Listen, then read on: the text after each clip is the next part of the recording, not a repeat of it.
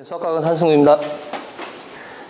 예, 이번 문제는 이제 기하 벡터 문제고요. 고3 기하 벡터 파트고요. 한번 써보겠습니다. 고3 기하 벡터 파트입니다. 이 문제를 보면 이제 가장 중요한 게 이제 내적을 이제 푸는 요령들이죠. 내적을 푸는 요령들은 이제 크게 이제 접근을 볼 때 아이들한테 이제 강조하는 것 중에 하나는 뭐냐면 첫 번째로는 이제 좌표로 접근하는 게 가장 쉬운데, 좌표를 잡을 수 있을 경우에는, 좌표를 잡을 수 없는 경우에는 보통 어떻게 하냐면 분해를 해야 됩니다. 벡터를 분해해서 좀 가장 간단한 우리가 알고 있는 벡터들의 그 내적 값으로 변형을 시켜야 되는데, 그래서 항상 이런 문제들과 관련돼서 이제 문제가 되는 거는, 자, 벡터를 어떻게 분해하는 것이 좋으냐. 그래서 그 분해하는 방법들에서 굉장히 강조를 해줘야 됩니다. 그래서 1, 2등급 같은 학생들 같은 경우에는 이런 문제를 볼 때 이제 분해 같은 것들이 되게 자유자재로 되게 잘 하는데, 보통 이제 3, 4등급 학생들의 문제는 이제 이런 것도 봤을 때 저게 보통 이제 쉽게 해석을 하면 원래는 가장 쉬운 건 이제 두 개의 길이 구한 다음에 코사인 세타를 구하는 건데, 그렇게만 잡아들이다 보니까 저 두 벡터 간의 각만 구하려고 노력을 해요. 그러면 이제 그 상태에서 이제 뭐 특히 3, 4등급 학생들은 도저히 각을 못 구하니까 이제 포기하게 되는 형태가 되는 거죠. 근데 일반적으로 1, 2등급 학생들 같은 경우에는 저희 벡터를 딱 보자마자 아, 분해를 해야겠구나 이런 생각을 하고 들어가기 때문에 이런 문제들을 좀 쉽게 접근하는 방법입니다. 그래서 좀 3, 4등급 학생들 위주로 좀 수업을 할 때는 좀 분해, 벡터의 분해와 관련된 개념들 좀 많이 설명을 해서 좀 이렇게 잘 설명을 해줘야지만 애들이 접근하고 풀 수 있을 것 같습니다. 그래서 좀 3등급 대상으로 좀 벡터의 분해와 관련돼서 좀 설명을 하도록 하겠습니다. 네, 그럼 첫 번째로 이제 들어갈 건데요.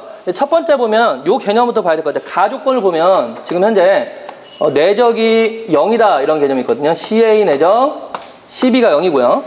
그리고 DA 내적 DB가 0이다. 그렇죠?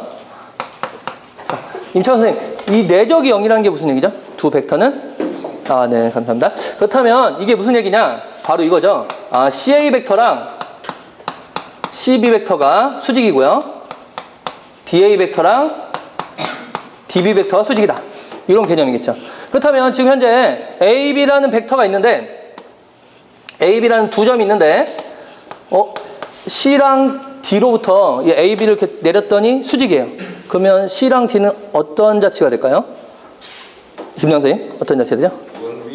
예, 원위의 점이 되겠죠. 그래서 이게 굉장히 중요한 개념입니다. 그래서 보통 이 개념은 이과 학생들, 특히 뭐 관련돼서 좀 이과 학생들이라면 뭐 3등급 학생들도 굉장히 잘 알고 있는데, 모른다면 좀 중학교 때 배웠던 도형들을 좀 정리해서 줄 필요가 있습니다. 특히 이제 뭐 문과 학생들 같은 경우는 이제 도형 같은 경우 중등 도형을 되게 못하기 때문에 일부러 프린트 나눠주는데, 이과 학생들은 보통 이제 알기 때문에 좀 나눠주진 않지만, 만약에 모른다 싶으면 좀 그런 개념들 좀 설명해 줄 필요가 있습니다. 그래서 C점이 여기 있기 때문에 여기서 보면 원주각이 이제 90도가 되는 거는 원이죠. 그래서 직각이 되는 경우고요. D점도 막 여기 있겠죠. 그래서 이렇게 돼서 수직이다. 그래서 C랑 D는 이 원위의 점이라는 걸 첫 번째로 알 수 있습니다. 원위의 점이고요.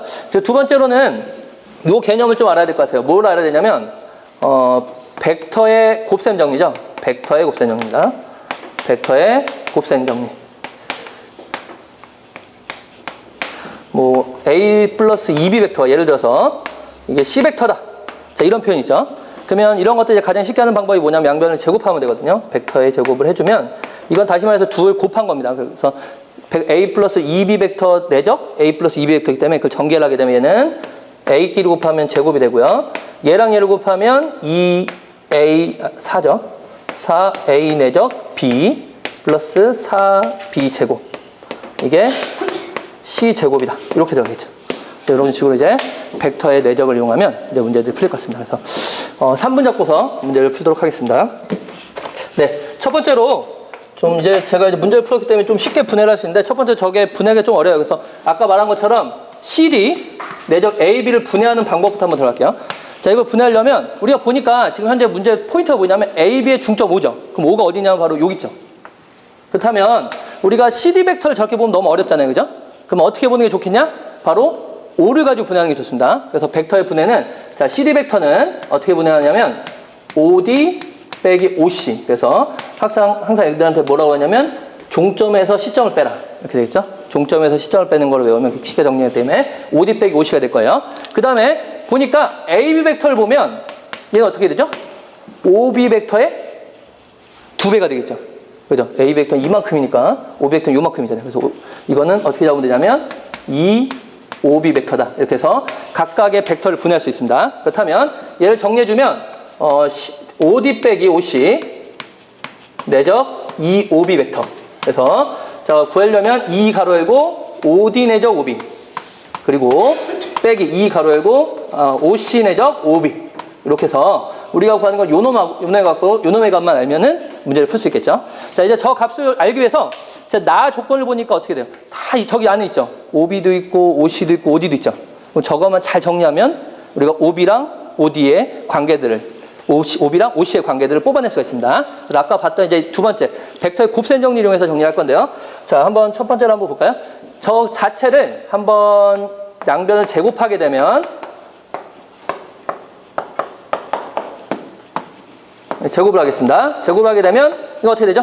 김 선생님 좀 불러주시겠습니까? 4, 5, 예, 그리고 4, 3 예, 5B 내적 5D 3, 5D 예, 3, 5D 벡터 제곱에다가 예, 5C 벡터 제곱 되겠죠. 자, 근데 지금 보니까 아까 원위의 점이라고 했기 때문에 5B, 5D, 5C는 다 길이가 몇일까요? 길이가 2인 지름의 원위의 점이니까 다 1이 되겠죠. 반지름 된 게 1입니다. 그래서 얘 1, 얘 1, 얘 1입니다. 그러면 4루트 3, 5B 내적 5D는 뭐가 되냐면 이게 7이고요. 넘기니까 마이너스 6 되겠죠. 그래서 5B 내적 5D를 정리해보면 얼마가 되냐면 마이너스 2분의 루트 3이 되겠네요. 이렇게 하나 나왔죠. 자, 이게 첫 번째 포인트입니다. 그리고 두 번째, 아까 말씀드린 것처럼 우리가 뭘 구해야 되냐? 요거죠, 이제. 요걸 구하려면 바로는 안 되고 우리가 5B랑 5C의 관계를 알아야 되기 때문에 루트 3 5D를 놔두고 뭘 넘깁니까? 5B를 넘기면 되겠죠? 이렇게 2OB를 넘기고 마찬가지로 제곱을 합니다. 제곱을 하게 되면 얘는 3 5D 제곱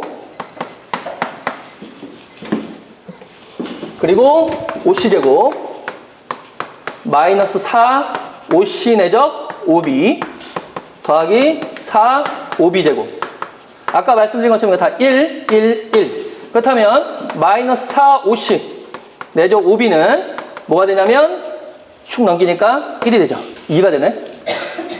아니죠. 마이너스 얼마 5니까 마이너스 2가 되죠. 됐죠. 그러면 5B 내적 5C가 뭐가 되냐면 여기서 쉽게 2분의 1이 된다는 걸 알겠죠. 그렇다면 이 값을 그냥 여기다 집어넣게 되면 답들이 나옵니다. 그래서 먼저 이 값에다 집어넣게 되면 얘를 집어넣죠. 그럼 마이너스 루트 3 얘를 집어넣죠. 마이너스 1 답은 마이너스 루트 3 플러스 1이 되겠습니다.